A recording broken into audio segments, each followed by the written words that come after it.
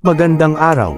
Ang kwentong ito ay hango sa totoong buhay na si Ray Kroc na pamagatang The Founder, at sa kung paano siya nakipagsapalaran sa buhay at paano niya pinalawig ang McDonald's. Noong 1954, si Ray Kroc o pangalanan nating Ben ay isang salesman na nagbibinta ng mga multi-mixer milkshake machine ng maliliit na drive-in na negosyo sa buong bansa. Tinawagan ang ating bida ng kanyang sekretarya upang ipaalam na merong nag-order sa kanya na 6 na multi-mixer milkshake machine sa ibang lugar.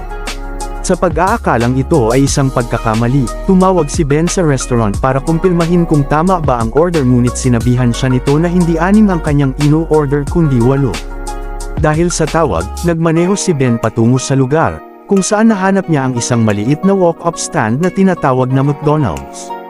Naglakad ang ating bida sa paligid at nagulat siya sa kung gaano kabilis na proseso ang kanyang order kahit pa ito ay pinipilahan. Nakipagpulong si Ben sa mga may-ari ng restaurant na sina Mac McDonald na pangalanan nating Biden, at Dick McDonald na pangalanan din nating Tonton.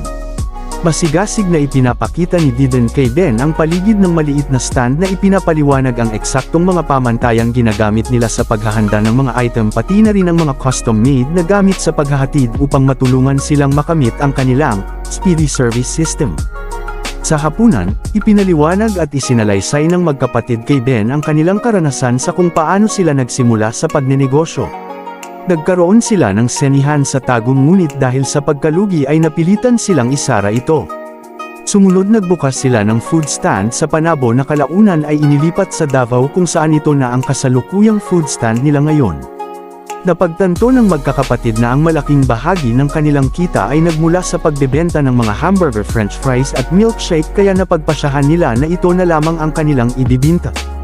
Upang malaman ang kanilang speedy delivery system, ang magkapatid at ilang empleyado ay gumugol ng isang hapon sa isang tennis court, gumuhit ng mga configuration ng chalk sa court upang malaman ang pinakamabisang layout para sa paghahanda ng pagkain. Ang lahat ng impormasyong ito ay nakapabighani kay Ben at hindi nagtagal ay iminungkahi niya na e-franchise ng magkapatid ang kanilang restaurant. Pero pareho nilang sinabi na sinubukan nila ito sa ilang mga lugar, ngunit nagkaproblema ito at hindi nila nagustuhan ang pagpapanatili ng mga pamantayan at kalidad ng kanilang franchise. Sa panahon ng pagpupulong, napansin ni Ben ang isang painting sa dingding. At ipinaliwanag ni Diden na ito ay isang disenyo na ginawa ni Tonton at ginamit sa kanilang lokasyon sa Digos. Ipinadala nito ang ating bida sa Digos, kung saan nang makita ang lokasyon ay nahumaling siya, gintong arko, na naging disenyo sa naturang restaurant. Ipinagpatuloy ng bida ang kanyang mga pagtatangka na ibenta ang kanyang mga multi-mixer, ngunit nabigo pa rin ito. Sa pagmamaneho sa ilang mga bayan, binigyang pansin niya ang mga simbahan at mga gusali ng gobyerno, at pagkatapos ay pumunta sa magkakapatid na McDonald para igiit ang kanyang ideya.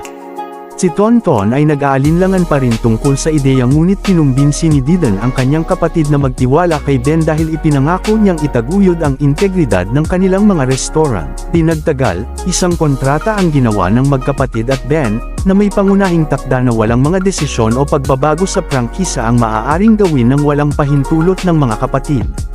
Mabilis na pinirmahan ni Ben ang mga papeles at pagkatapos ay nagsimulang magtrabaho sa paglalagay ng isang McDonald's sa Jensen. Nahirapan sa financing ang ating bida at kalaunan ay kinailangan niya na irimata ang kanyang tahanan bilang leverage, ngunit hindi ito sinabi sa kanyang asawang si Jessa. Nang mabukasan ang restaurant sa Jensen, gumawa si Ben ng mahusay na mga hakbang upang matiyak na ang mga operasyon ay isinasagawa tulad ng ginawa ng mga magkapatid sa Davao. Gayunpaman, nagpunta siya sa kanila para subukan na kumbonsihin ang magkapatid na McDonald para sa sponsorship peso sa pamamagitan ng Coca-Cola sa bilang paglalagay ng kanilang pangalan sa mga menu board. Habang nakita ito ni Ben bilang isang magandang ideya sa negosyo, sinabi ni Tonton McDonald na hindi nila iko-komersyal ang kanilang kainan. Kahit na excited si Ben sa bagong restaurant, hindi pa rin sigurado ang kanyang asawang si Jessa sa kanyang pinakabagong business venture. Nagpunta ang dalawa sa isang kalapit na country club, kung saan ipinahayag ni Ben ang kanyang ideya ng mga prangkisa ng McDonald's sa kanyang mga kaibigan na mabilis naman na sinang-ayonan ng mga ito. Gayunpaman, nagalit si Ben sa kawalan ng kontrol sa kalidad ng mga bagong franchisee, at atensyon sa mga pamantayan ng menu na sinamahan sa pagbinta ng manok.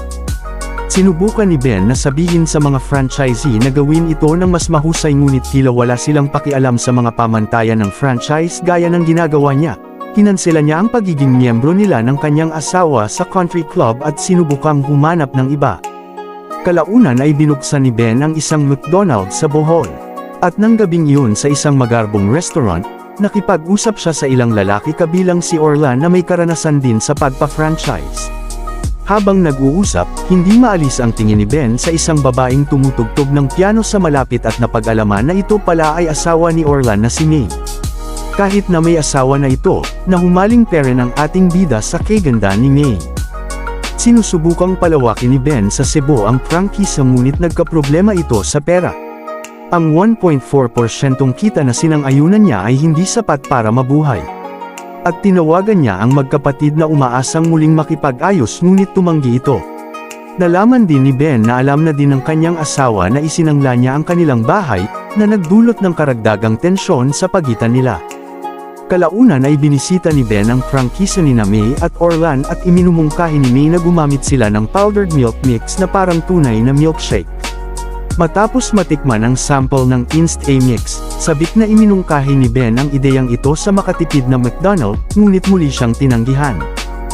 Nang sinubukan ni Ben na makakuha ng isa pang pautang upang harapin ang kanyang mga problema sa pananalapi, napunta siya sa isang binata na nagngangalang Ado at tiningnan ang pananalapi ng kumpanya, at sa awan ng Diyos ay nakahanap siya ng solusyon sa problema. Pagdating sa mga prangkisa, kailangang bilhin ni Ben ang lupa upang itayo ang mga lokasyon ng McDonald's.